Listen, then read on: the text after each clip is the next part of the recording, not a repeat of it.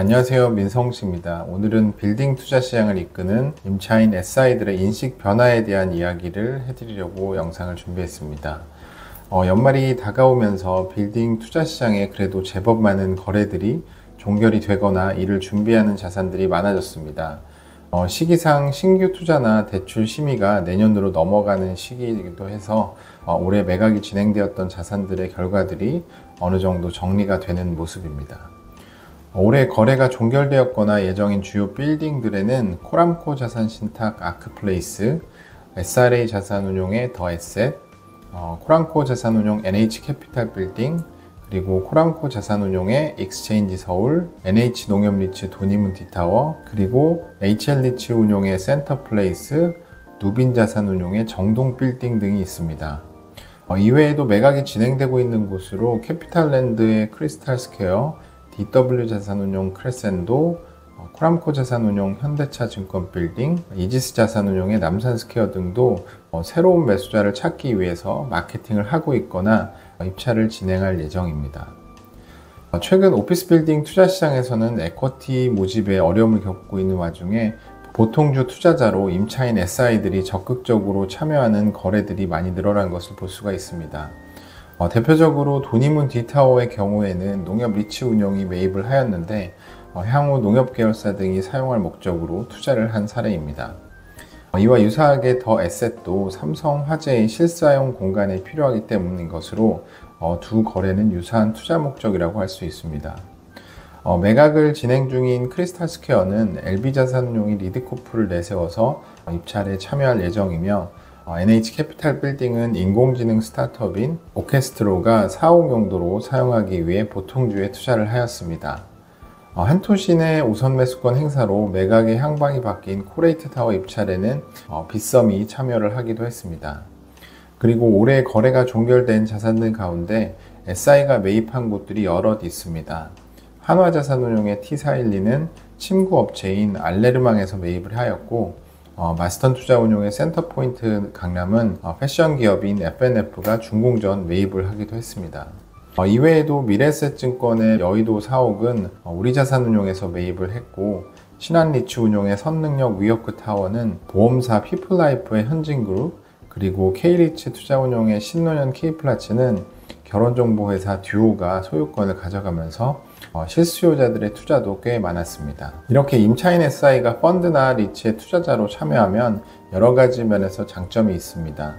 일반적으로 보통주로 투자를 하기 때문에 에쿼티 투자 자금의 하방을 받쳐주는 역할을 해서 우선주 투자 모집을 수월하게 해주기도 합니다.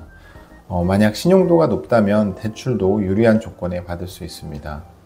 무엇보다 임차인 SI로 참여한다는 것은 투자의 목적도 있겠지만 사옥으로 사용하고자 하는 의도가 더 큰 경우가 많습니다. 그래서 빌딩의 경우에는 임차인으로서의 공간을 사용하기 때문에 공실 위험을 줄일 수가 있습니다. 투자 기간 동안 일정 부분에 대한 현금 흐름 확보가 가능하기 때문에 탄탄한 투자 구조를 만들 수가 있습니다. 게다가 투자 기간이 종료된 후에 우선 매수권 등을 통해서 매입을 할 수가 있기 때문에 투자금에 대한 엑시 방안을 미리 확보한 투자가 되어서 투자 안정성이 더 높아집니다. 나이가 많은 1세대 창업자가 이끄는 기업이나 부동산 투자에 대한 이해도가 낮은 임차인 SI들을 마케팅을 하다 보면 부동산 소유권에 꼭 본인의 이름이나 법인명으로 등기가 되어야 한다는 생각을 가진 곳들이 꽤 많았습니다. 이들에게 부동산 펀드나 리츠에 대한 투자 구조를 설명하기가 매우 어렵고 정작 설명한다고 하더라도 소유권이 은행이나 신탁사로 되어 있는 것에 대한 거부감을 가지기 일쑤였습니다. 그런데 이런 임차인 SI들도 부동산 투자 방식에 대한 관점의 변화가 오고 있는 것 같습니다. 이는 기업 오너들의 세대 교체와 젊은 스타트업 대표들의 등장으로 인해서 그 변화가 가속화되고 있는 것으로 보입니다. 이들은 투자 자금을 유연하게 활용할 수 있는 부동산 간접 투자에 대한 이해도 높고 모든 것을 직접 하는 게 아니고 전문 영역인 부동산 분야는 부동산 전문가들과 협업하는 사례에 대해서도 개방적인 태도를 보이고 있습니다. 특히 IT 회사들이 창업을 하면서 직접 부동산을 개발하기도 하고 매입하여 본업 외에 부동산 투자를 하는 사례들도 많아졌습니다. 넥슨, NC소프트, 크래프톤 등이 대표적이라고 할 수 있습니다. 이외에도 패션 기업인 무신사도 부동산에 다양한 방식으로 투자를 하면서 존재감이 커진 것을 보면 다른 임차인 SI들에게 빌딩 투자에 대한 인식이 어느 정도 영향을 주었을 것이라는 예상을 해볼 수 있습니다. 올해 부동산 투자 시장을 살펴보면 점점 양극화되어 가는 것 같다는 느낌이 있습니다. 대형 자산 운용사들은 관계사와 관련 자금들을 활용해서 투자를 한 사례들도 많았고, 리츠들의 경우도 대부분 스폰서 리츠로 관계사 자산들의 유동화를 하는 형태의 거래가 많았습니다. 그리고 임차인 SI들을 활용한 거래들도 신용도와 자금력이 높은 곳들과 손을 잡아서 프로젝트를 진행하고 있습니다.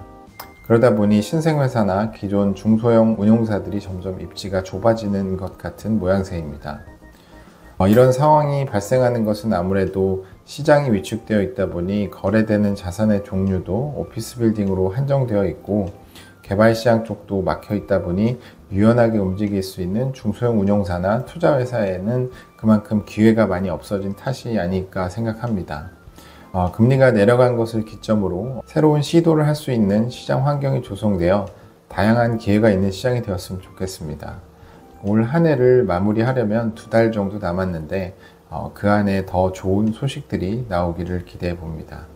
오늘은 영상은 여기까지 준비를 했고요. 다음에 더 좋은 영상으로 찾아뵙도록 하겠습니다. 감사합니다.